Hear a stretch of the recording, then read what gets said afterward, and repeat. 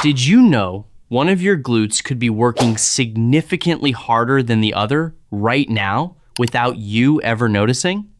So let's get right into why this happens and exactly what to do about it. Here's the truth.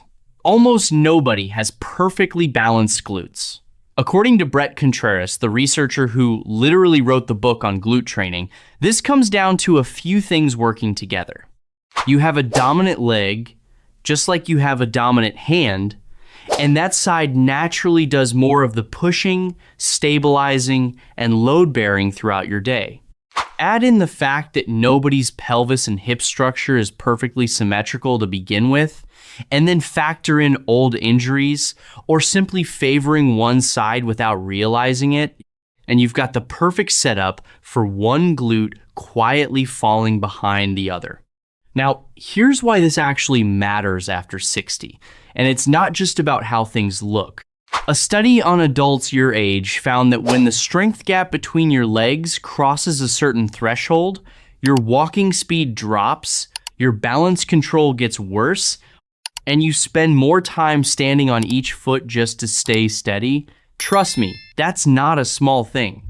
That gap is often the hidden reason behind a wobble on uneven ground, or a hip that just feels less reliable than the other. So before we get into the fix, let's find out if this applies to you. Here's how you do it. Stand next to a sturdy chair, resting one hand on it lightly. Lift your right foot slightly off the floor and hold. Watch your hips, or better yet, have someone else watch, or prop up your phone and record it. If your left hip drops down, that means your right hip muscle isn't holding your pelvis level the way it should. Now switch, lift your left foot, and check the other side the same way. Whichever side dropped more, that's your weaker side. This is actually a real clinical sign doctors use called the Trendelenburg sign, and it's one of the simplest ways to catch this imbalance before it starts affecting how you walk. All right, now that you know which side needs the extra attention, it's time to get into the movements that fix it. And here's the key principle before we start. You're not going to do equal work on both sides. The weaker side needs more volume, roughly double, to actually catch up.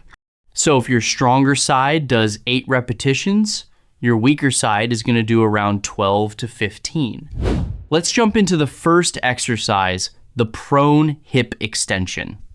Now, you've probably done a bridge before, but this one isolates each side individually, and physical therapists consider it one of the most direct ways to wake up an underactive glute.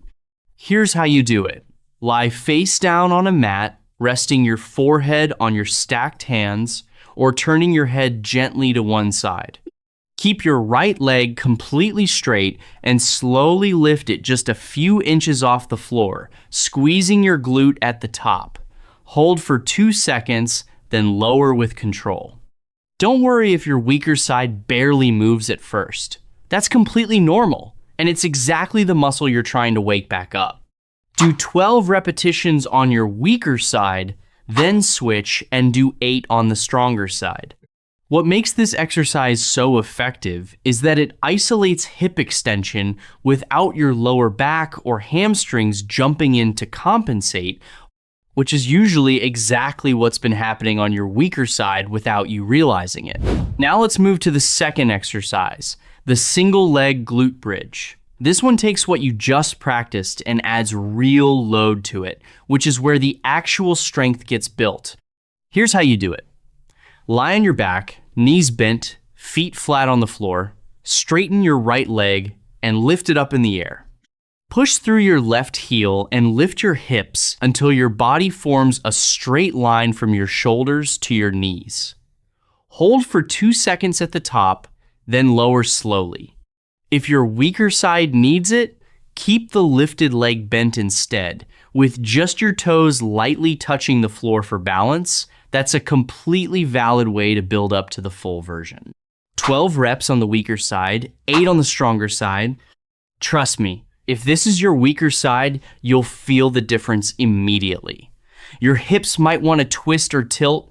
That's your body trying to cheat and let the stronger side take over.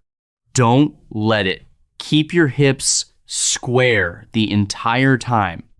And now for the exercise that ties everything together, standing hip abduction with support. This one is actually used in stroke rehabilitation for exactly this reason, retraining weight shifts and hip control on one side at a time, which makes it perfect for correcting the imbalance you just tested for. Here's how you do it. Stand facing a countertop or sturdy chair back, both hands resting on it for support. Keep your trunk upright. Don't lean to either side. Lift your right leg straight out to the side, keeping your hips level and facing forward the entire time. Hold for 1 second, then lower with control. 12 reps on your weaker side, 8 on the stronger side. What makes this one so powerful is that it directly trains the exact movement pattern that failed during your self-test earlier. You're teaching that hip to hold your pelvis level under real weight-bearing conditions, which is precisely what keeps you steady when you're walking on a sidewalk that isn't perfectly flat. Do these 3 movements, weaker side first, and with more volume, 3 to 4 times a week. After a few weeks, go back and repeat that single leg stand test from earlier. Most people notice that drop on the weak side becoming smaller, sometimes disappearing completely.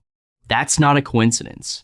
That's your nervous system and your muscle finally working the way they're supposed to, together, evenly, on both sides.